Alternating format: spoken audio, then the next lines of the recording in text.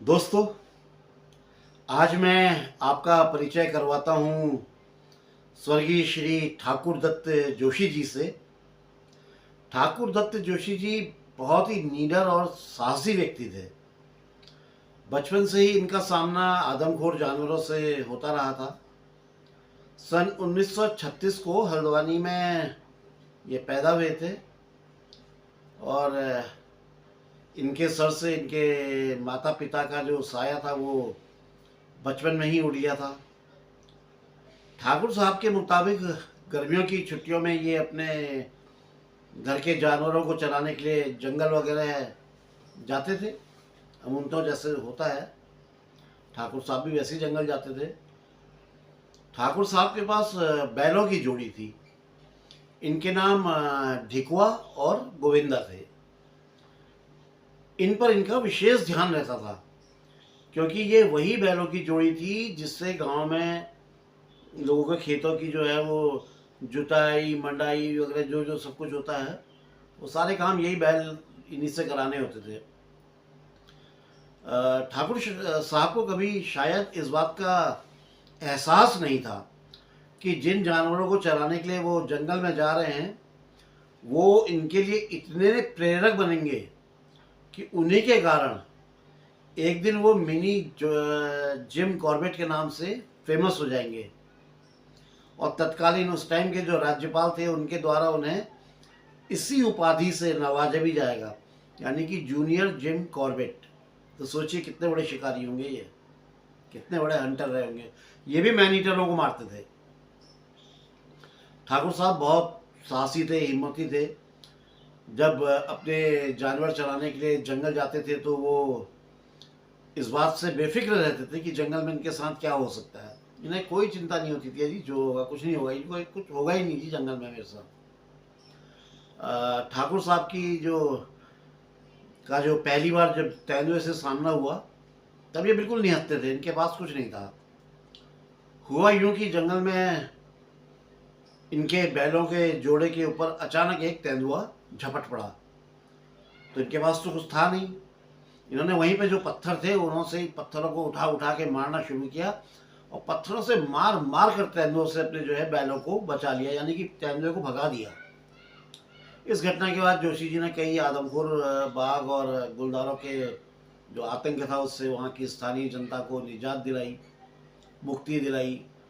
और सरकारी रिकॉर्ड के मुताबिक ठाकुर साहब ने कुल 71 आदमखोर बाघ और तेंदुओं को मतलब मिला के 71 को मारा था आदमखोर। ये वन विभाग में वन जंतु रक्षक के पद पर कार्यरत रहे और हमेशा पब्लिक को जो है आदमखोर जानवरों से निजात दिलाते रहे। मतलब बहुत करेज वाले बंदे। ठाकुर दत्त जोशी जी के पास अपनी 315 बोर की राइफल थी जिसको हमेशा ये अपने साथ ही रखते थे।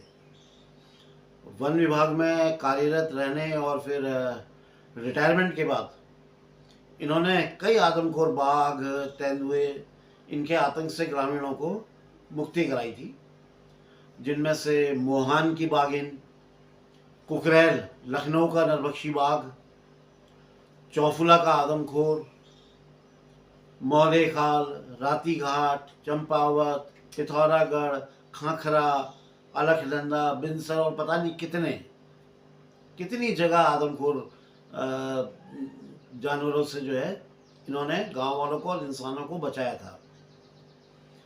ऐसी ही दोस्तों एक घटना का जिक्र मैं आप लोगों के साथ करने जा रहा हूँ। उम्मीद करता हूँ कि ठाकुर दत्त जोशी जी का ये किस्सा आप लोग जरूर पसंद करेंगे।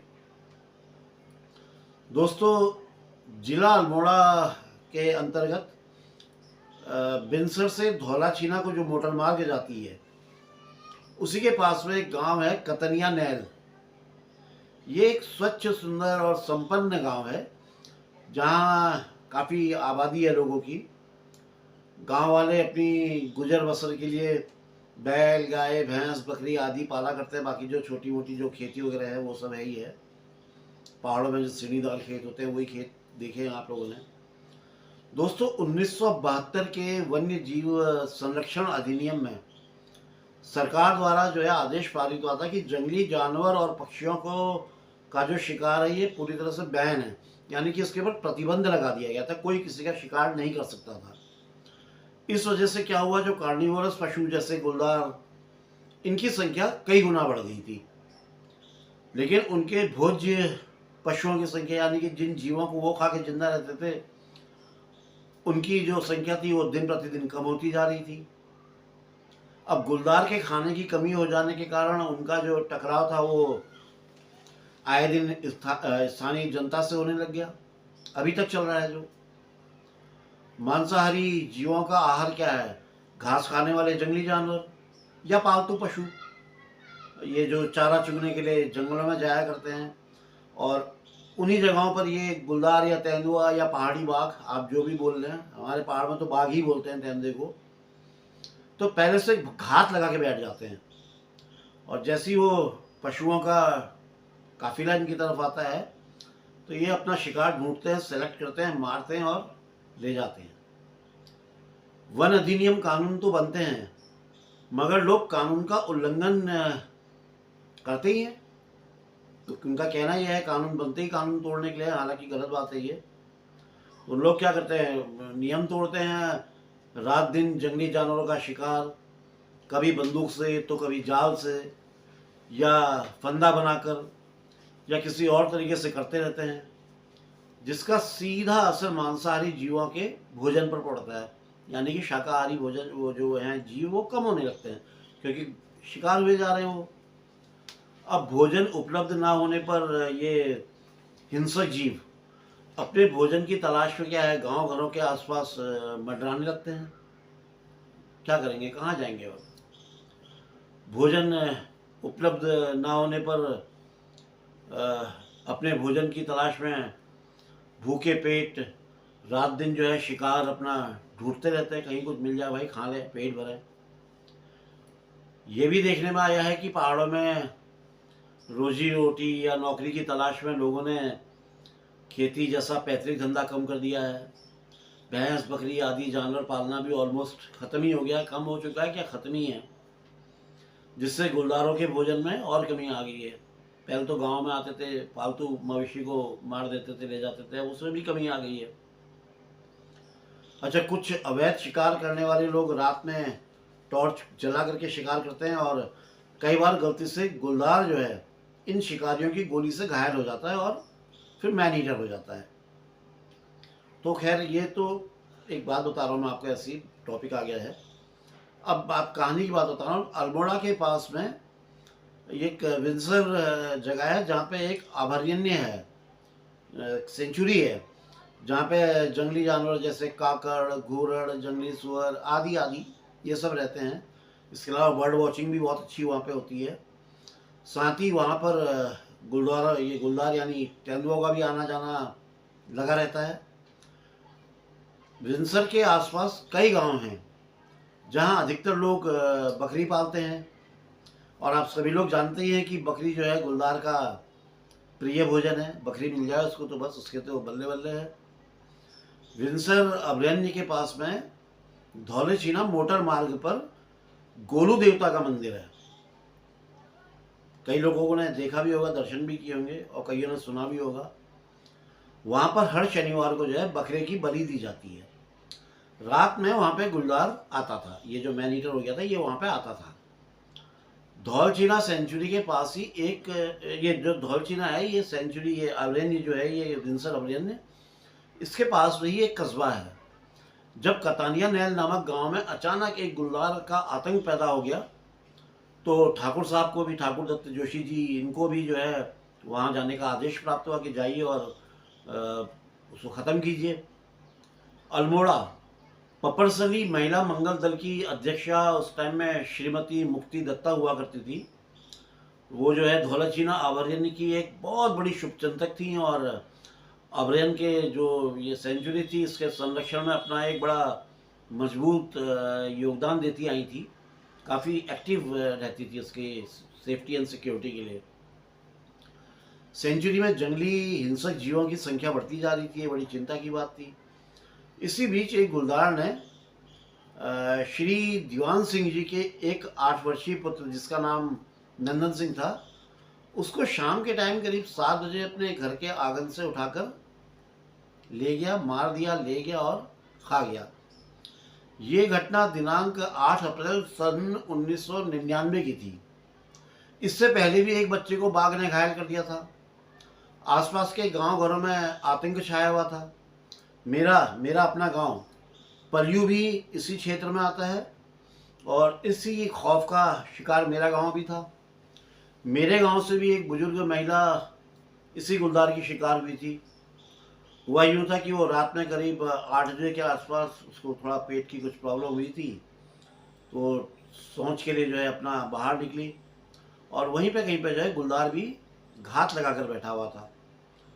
तो जैसे ही वो बाहर निकली, उन्होंने घर का बरामदे में ही पहुंची थी कि मतलब जो लॉन, जो घर का जो बाहर जो बरामदा होता है, तो उसने वहीं पर से छलांग लगाई जहाँ पर छिपा हुआ था और उनको एक ही छलांग में उनकी गर्दन को पकड़ा, उसको दबोच करके वो गायब हो गया। खैर वो पूरा किस्सा तो मैं फिर कभी आपको बताऊंगा। इधर की बात करते हैं। इधर ठाकुर साहब को भी तुरंत सरकार द्वारा इस आतंकित जो ये एरिया था इस पे जाने का आदेश मिल गया था।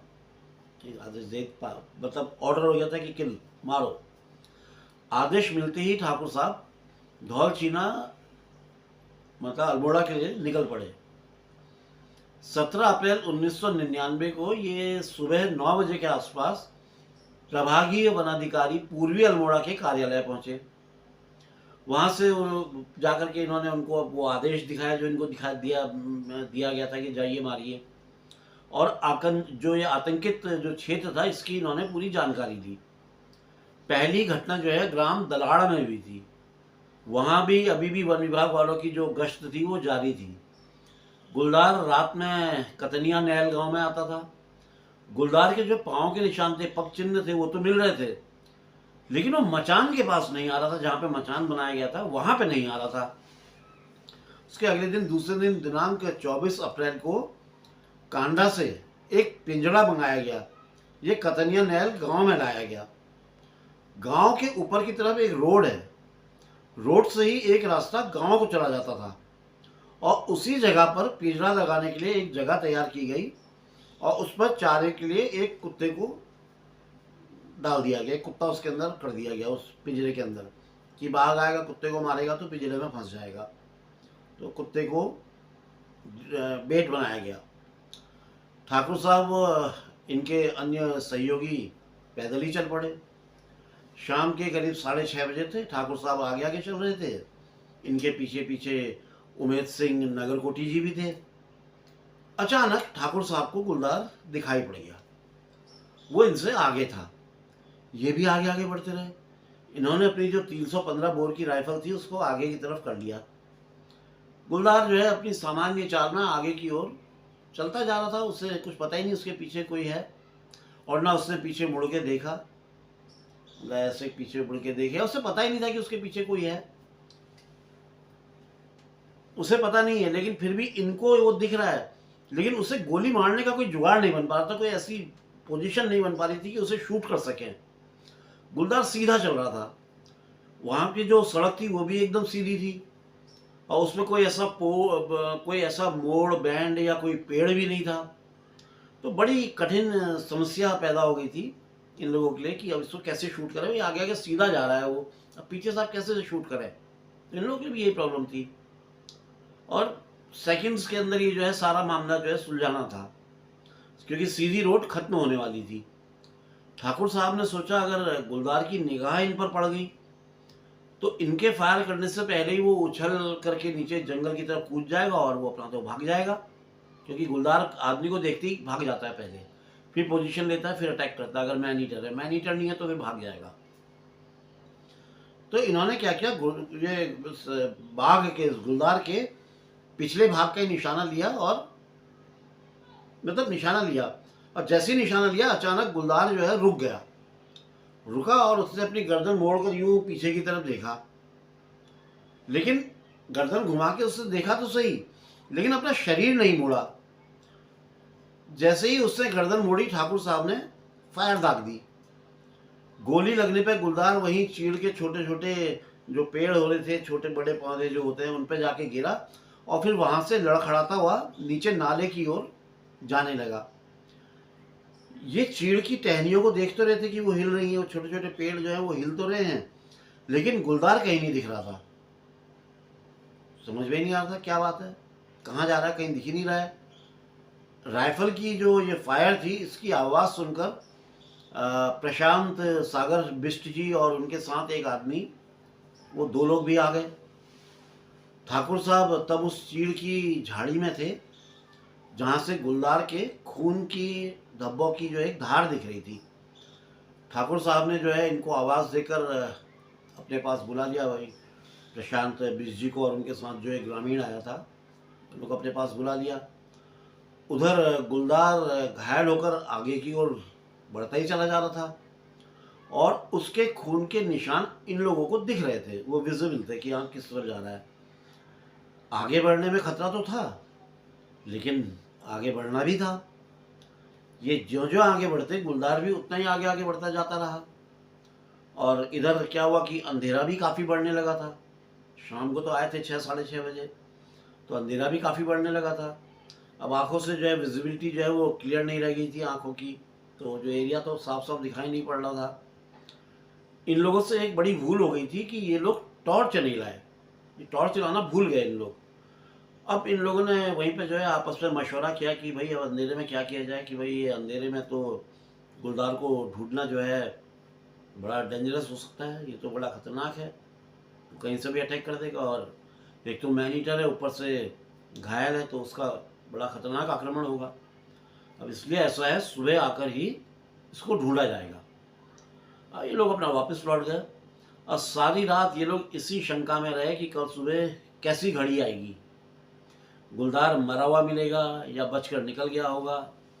घायल तो हुआ है, लेकिन कितना घायल है ये कुछ पता ही नहीं है। वैसे इन लोगों को इस बात का पूरा विश्वास था कि गुलदार मर ही जाएगा, क्योंकि जिस हिसाब से उसका खून बह रहा था, उसका बचना नामुमकिन था, बहुत मुश्किल था कि इतना ब्लड बहने के बाद में वो बच पाए। दूसरी तरफ एक घटना और घटी। उसी रात इन लोगों को ये भी पता चला कि एक गुलदार एक पिंजड़े में फंस गया है, मतलब एक और बाघ जो है उस पिंजड़े में फंस गया है जो इन्होंने वहाँ लगाया था रोड में, और वो जोर जोर से दहाड़ रहा था। जो जिससे कुत्ते को बांधा था उस बेट को वहाँ पे एक फंस गया था। अब सुबह हुई और ये चारों लोग निकल पड़े उस घायल गुलदार को खोजने के लिए। वो तो पिंजड़े में था एक, उसका तो चलो अलग कहानी हो गई, लेकिन जो ये घायल था, 7 बजे के आसपास ये लोग उस स्थान पर पहुँचे जहाँ से पिछली रात ये लोग वापस लौट कर आ गए थे। वहाँ पर काफ़ी मात्रा में खून पड़ा हुआ था और ये लोग उसी के आधार पर आगे बढ़ते जा रहे थे। कुछ दूर चलकर एक छोटा सा मोड़ सा था जिस पर एक झाड़ थी, झाड़ी होती है ना, झाड़ी थी। ठाकुर साहब आगे जा रहे थे, तभी इनकी निगाह उस झाड़ी पर पड़ी और वहाँ पे जो है गुलदार बैठा हुआ था, लेटा हुआ था। इनफैक्ट ठाकुर साहब को लगा कि ये तेंदुआ जो है मर गया है, ये गोली से कल मर गया है, लेकिन फिर भी इसको चेक करना जरूरी था। तो इन्होंने प्रशांत भाई की जो 12 बोर की बंदूक थी उसको पकड़ी और उसमें 1 नंबर छर्रे को भरा और उससे 93 में फायर कर दी। वो तेंदुआ एकदम से उठा और उसी झाड़ी में और अंदर की तरफ और गहराई की तरफ बढ़ गया, अंदर की तरफ बढ़ गया। जैसे ही गुलदार ने आगे बढ़ना शुरू किया, ठाकुर साहब ने तुरंत अपनी प्रशांत भाई की जो राइफल थी उसको वापस करके उससे 315 बोर की जो अपनी राइफल थी वो अपने हाथ में ले ली। और फिर इन्होंने अन्य लोगों को जो आवाज़, जो साथ में थे उन लोगों को आवाज़ लगाई और पूछा, भाई कहाँ गया गुलदार, किधर गया, किस तरफ गया, क्योंकि ये राइफल अदले बदले में कि नज़रों से हट गया। तो उमेश सिंह जो फॉरेस्ट गार्ड थे वो बोले वो आगे निकल गया है, लेकिन जो आलोक जी थे वो बोले नहीं नहीं वो झाड़ी में ही है, आगे नहीं गया, झाड़ी इसी झाड़ी में है। ठाकुर साहब ने क्या किया, उस झाड़ी से थोड़ा सा किनारे हटके एक लंबा मोड़ काट कर उसके आगे की तरफ बढ़ गए और गुलदार के खून और आगे जाने के निशानों को ढूंढने लगे, लेकिन कोई निशान या खून के धब्बे नहीं मिले। तो इससे मतलब ये स्पष्ट था कि गुलदार जो है झाड़ी में ही है। और ये खड़े खड़े अपना सोच ही रहे थे कि यार गुलदार है तो यहीं कहीं, लेकिन है कहाँ।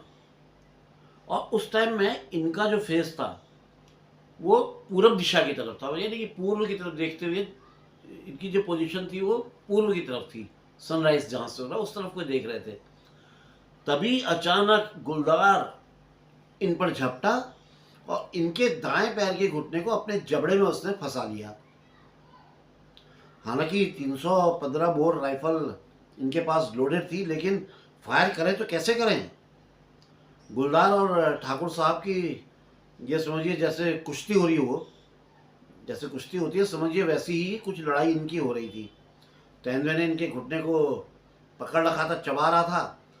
तो ठाकुर साहब ने अपने बाएं पांव से गुलदार के मुंह में जूते की एक जोरदार चोट मारी, तबीयत वाली जो होती है ना, फुल वाली जो होती है।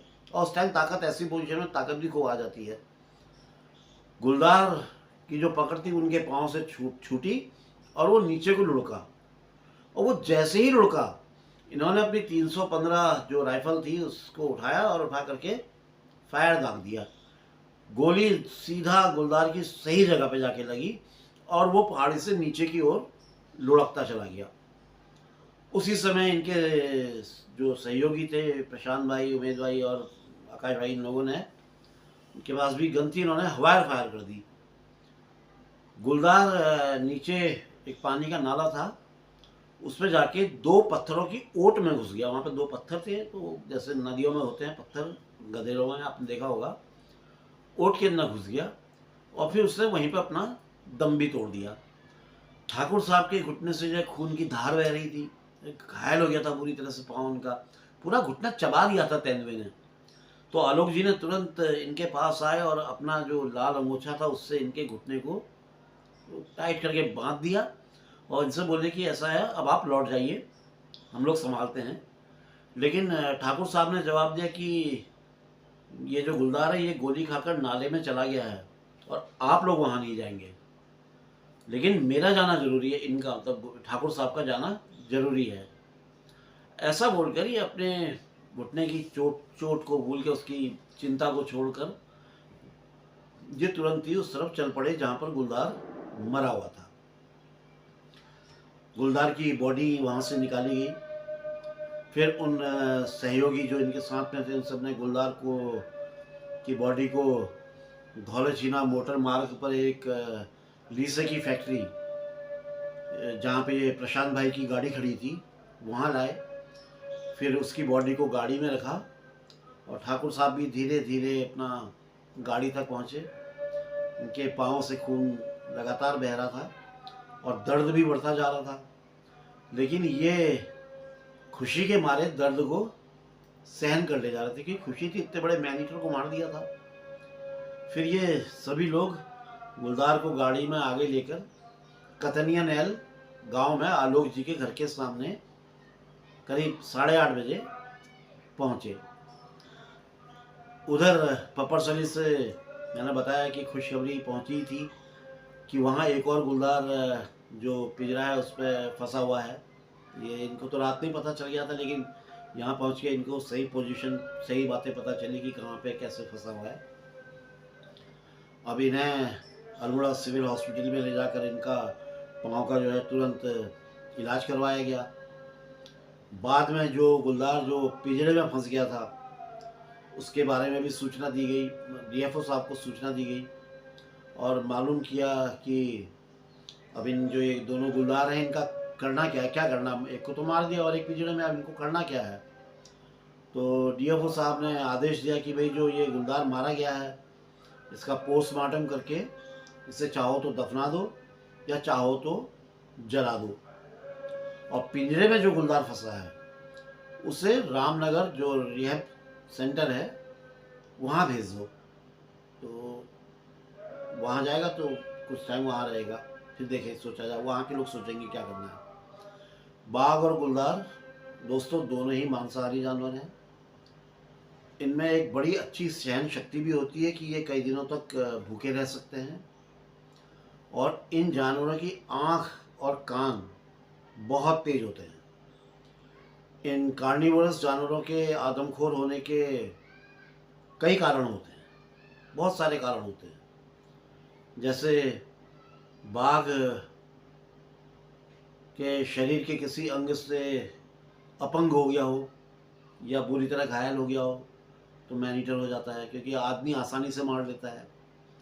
बाघ की उम्र ज़्यादा हो जाने के कारण जो उसका नेचुरल जो फूड है, यानी कि घुरड़, काकड़, हिरन, ये सब इनको मारने में असमर्थ हो जाता है, क्योंकि आयु बढ़ने पर उसके कैनाइन दांत ये कमज़ोर होकर टूट जाते हैं और नाखून भी जो है गिर जाते हैं। ऐसे में ये जानवरों का शिकार नहीं कर पाते और आसानी से इंसान को मार कर खा लेते हैं। मैंने बताया ना, इंसान बड़ी इजीली अपने आप को सरेंडर कर देता है इनके सामने। वो कहता है कि फिर भाई शेर ही करेगा जो करना है, बाघ ही करेगा, हम क्या कर सकते हैं।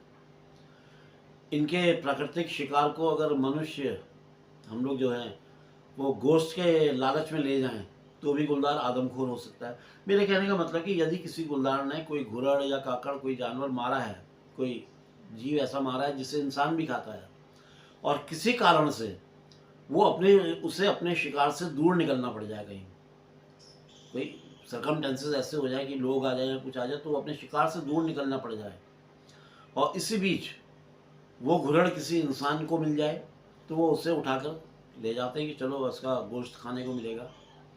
और जब गुलदार वापस लौट के आता है और अपने शिकार को नहीं पाता है तो बड़े गुस्से में आता है और बहुत हिंसक हो जाता है उस टाइम। और फिर उस टाइम उसे जो मिले, चाहे वो इंसान हो चाहे या वो पशु हो, वो हमला कर देता है, निपटा देता है, वो नहीं छोड़ता उस टाइम में। बच्चे दिए हुए हों बाघिन ने, उस टाइम में उसके पास जाओगे वो अटैक कर देगी। अच्छा, किसी जानवर पर घात लगाकर बैठा हो और उस टाइम में गलती से कोई इंसान उसके सामने आ जाए तो वो उसका भी अटैक कर देता है और नरभक्षी बन जाता है। कई बार मार देता है, कई बार खाता है, कई बार नहीं खाता है। खा लेता है तो फिर वो मैनीटर हो गया, तो कई बार नहीं भी खाया, ऐसे केस भी देखने के लिए आए हैं। और आजकल तो ये देखा जा रहा है कि गुलदार जो उसका नेचुरल फूड है उसकी कमी के कारण नरभक्षी बन रहे हैं। तो दोस्तों, ये परिचय कहानी थी श्री ठाकुर दत्त जोशी जी की, जो साधारण से दिखने वाले लेकिन असाधारण व्यक्तित्व के स्वामी थे। मैं इनकी और भी कई शिकार घटनाओं के बारे में अभी जानकारी एकत्र कर रहा हूँ। जैसे ही मेरे पास वो सारी घटनाओं की जानकारी आ जाएगी, तो जैसे मैंने जिम कॉर्बेट साहब के ऊपर सीरीज़ बनाई थी, वैसे ही इनके ऊपर एक सीरीज़ बनाकर आप लोगों तक ज़रूर पहुंचा दूंगा। और ताकि मैं चाहता हूं ठाकुर दत्त जोशी जी को भी लोग पहचानें। हमारे उत्तराखंड में सिर्फ ठाकुर दत्त जोशी या जिम कॉर्बेट साहब ही नहीं, और भी कई अज्ञात हीरो हैं जो समय समय पर हमारे परिवार, हमारे घरों, हमारे गांव, हमारे समाज, इन सब को जो है नरभक्षी तेंदुओं से और बाघों से मुक्ति दिला रहे हैं। जिनमें से श्री लखपत सिंह रावत जी, जॉय हुकुल सर, हरीश धामी जी, और भी बहुत सारे लोग हैं। इन सभी बहादुर और महान बिग कैट हंटर्स की सत्य घटनाओं पे जो इन्होंने मारे हैं, उन सब घटनाओं को मैं आप लोगों तक लाने की पुरजोर कोशिश करूँगा। कहीं ना कहीं से कलेक्शन करूँगा, कलेक्ट करूँगा, इनसे बातें करूँगा, इनसे पूछूँगा, लेकिन आप लोगों को ज़रूर सुनाऊँगा। और यदि मौका लगा तो आप लोगों से मुलाकात भी करवाऊँगा।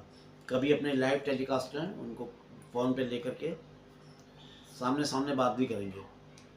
तो दोस्तों, बने रहिए उत्तरांचल डायरीज़ के साथ। और मैं भी एक दो दिन के बाद आपको सुनाने जा रहा हूँ एक ऐसे आदमखोर गुलदार की कहानी जो पलक झपकते ही इंसान को गायब कर देता था। आप पलक झपकिए और आपके सामने का गायब इंसान, इतना खतरनाक।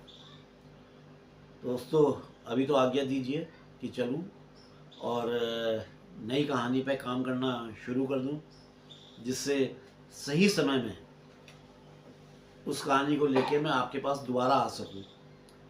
तो दोस्तों, फिलहाल तो बाय बाय। जय बद्री विशाल, जय उत्तराखंड, जय जय जय, जय माँ भारती।